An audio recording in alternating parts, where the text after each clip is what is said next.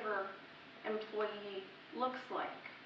I want you to start to expand maybe how you see that. They're not always going to be the ones that are directly involved in the care. They may be somebody who's marginally involved, but still dealing with sort of that bigger picture of how do we manage this, how do we move forward. And this is not a small percentage of the population that's dealing with this. Just over 1 in 4 employed Canadians care for an elderly dependent.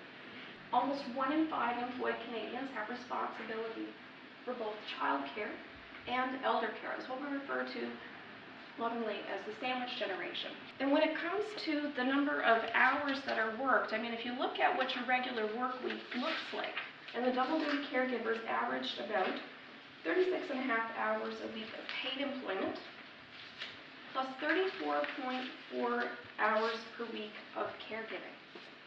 So that was roughly 30.3 hours of caregiving a week, and also on top of that, 4.1 hours in terms of commuting, so getting to and from, whether it was the nursing home, the parents' home, whatnot. So that's a big chunk of time.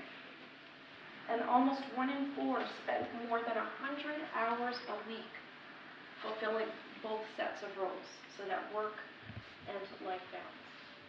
So kind of out of balance at that point, isn't it? One of the things that comes up time and time again in all of the studies and surveys that are done is just that need to be flexible. And that's where I would encourage you to focus your energy as you get started thinking about this. So when you're thinking about your workplace being flexible in this regard, think of it threefold in terms of flexi place, flexi time, and flexi job. So place being, maybe that's the ability to work from a different office, a different location, if that makes it more convenient for them to make those arrangements for care and whatnot. It may mean, if possible, allowing your employees to work from home. And that may be sort of a short-term or a once-in-a-blue moon thing, or it may be a more regular occurrence. And again, all of these things are going to depend on what's actually possible in your workplace. Not every workplace is going to be able to offer the same structures, the same flexibility. Flexi time, that may mean simply being able to start early and finish early, or adjusting the workday according to the schedule of care that needs to be provided for the older adult. And flexi job, and that's where you start to look at things like actual workload, the actual role that's being played. Is there any flexibility there for sharing of tasks? The flexibility needs to be at the heart of what you do, because I think as we keep learning, every one of these situations is unique. No two care providers are going to need exactly the same thing. So these are just some things for you to think about, just a little bit of a checklist of how supportive is your business. Do you have a culture right now that supports your employees to do what they need to do to balance their home and work lives? Are there any written policies and procedures that are currently in place around elder care responsibilities?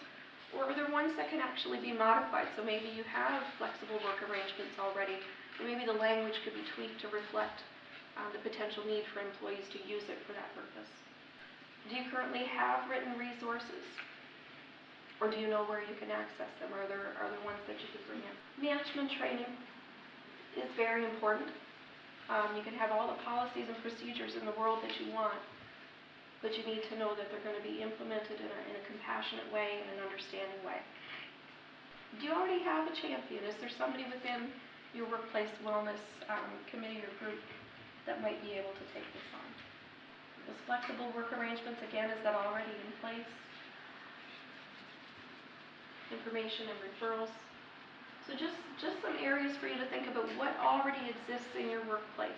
It's quite possible that you're further ahead than you think you are, and just some tweaks need to be made in terms of just the lens at which you use to look through things. And from a business perspective, it just makes sense. This isn't an issue that's going to go away. As our population ages, you're going to find more and more that your employees are dealing with this. And it's going to make the difference between organizations that attract and keep their employees and those that don't. So people are going to go where they're going to receive that flexibility, and you want to be at the forefront of that.